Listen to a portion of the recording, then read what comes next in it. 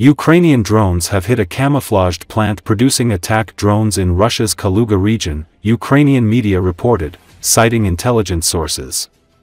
The strike was carried out on the Kaluga Gas Concrete enterprise in the village of Obukhovo in Dzerzhinsky district of Kaluga region. There, Russians had set up production lines for drones, including the Geranium-2, copied from the Iranian Shaheed drones. All flights were cancelled at Kaluga airport from 9 p.m. to 6 a.m. due to the attack. The regional governor Vladislav Shapsha reported the interception of 25 Ukrainian drones over the region. According to him, the debris caused fire in the building of the manufacturing plant in the Dzerzhinsky district of the region. One of the employees received minor injuries. This was not the first Ukrainian attack on a drone-producing factory in Russian territory. In April last year, Ukrainian drones attacked production facilities in the cities of Yelabuga and Nizhnekamsk in the Republic of Tatarstan. Ukraine's military intelligence, HUR, claimed responsibility for the attack. It should be noted that Russia's defense ministry said recently that Ukraine launched attacks with 337 drones, 91 of which were aimed at Moscow and the surrounding region. 3 people were reported to have been killed during the attacks.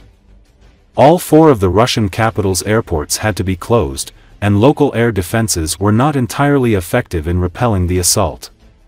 Ukraine's decision to launch a drone attack into Russia as the next phase of peace negotiations involving delegations from Washington and Kiev began, is a clear demonstration that its military capacity has not yet been significantly dented by Donald Trump's decision to withhold military intelligence last week.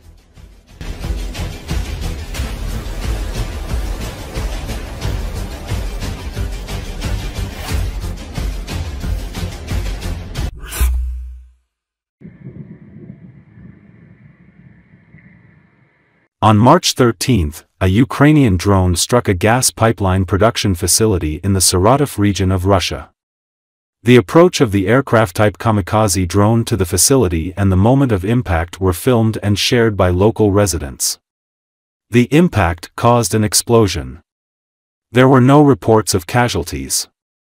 The facility is owned by Gazprom Trans-Saratov, a subsidiary of Gazprom.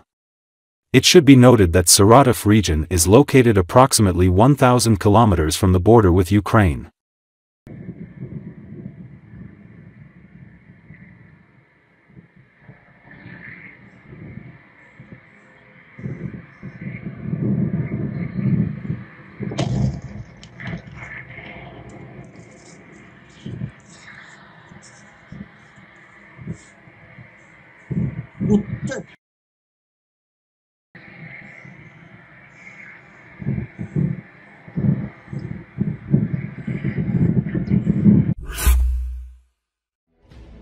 On the night of March 13, drone attacks took place in the Voronezh, Rostov, Saratov, Kaluga and Krasnodar regions of Russia.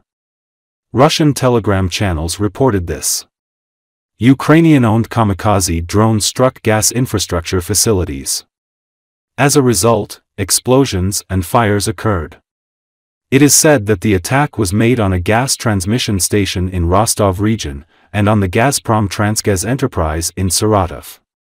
The regional governors confirmed the attacks and said that the air defense system was activated, as a result of which the drones were shot down, and their remains caused fires and, in some places, destruction.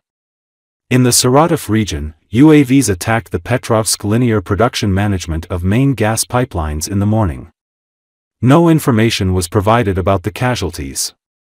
It is said that Ukrainian-made Ludi drones were used during the drone attack.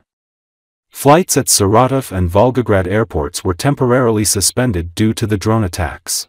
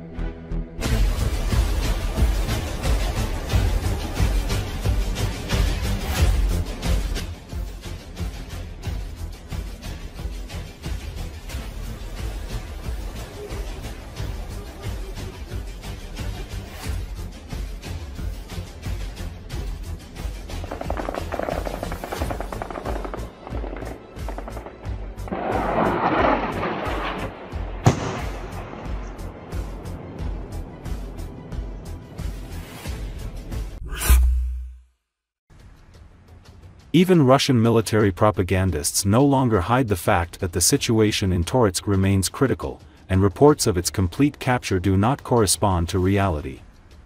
According to Z-War correspondent Kotnak, Russian troops are exhausted, and Ukrainian forces are actively counterattacking. The Russian military correspondent admitted in his report that the situation in the area of Toretsk and Pokrovsk is far from successful for the Russian armed forces. According to him, if earlier Russian forces declared the encirclement of Ukrainian positions, now the situation is mirrored. Only small assault groups of 3 to 4 people remain on the front line.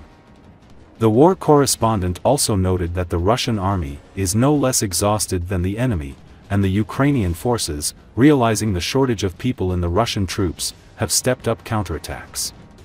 He emphasized that the enemy has realized that we have a shortage of forces, and is becoming brazen in a number of areas.